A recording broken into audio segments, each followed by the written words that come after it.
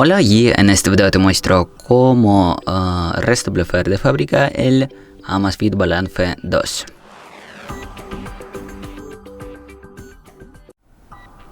Pues bueno, primero que tienes que hacer es obviamente encender tu reloj, luego desplazar hacia abajo, entrar en ajustes y aquí bajar hacia abajo hasta que aparezca sistema. Luego tenemos aquí última opción, restablecimiento de fábrica, y confirmamos. Y lo único que tienes que hacer es simplemente esperar hasta que se reinicie tu reloj.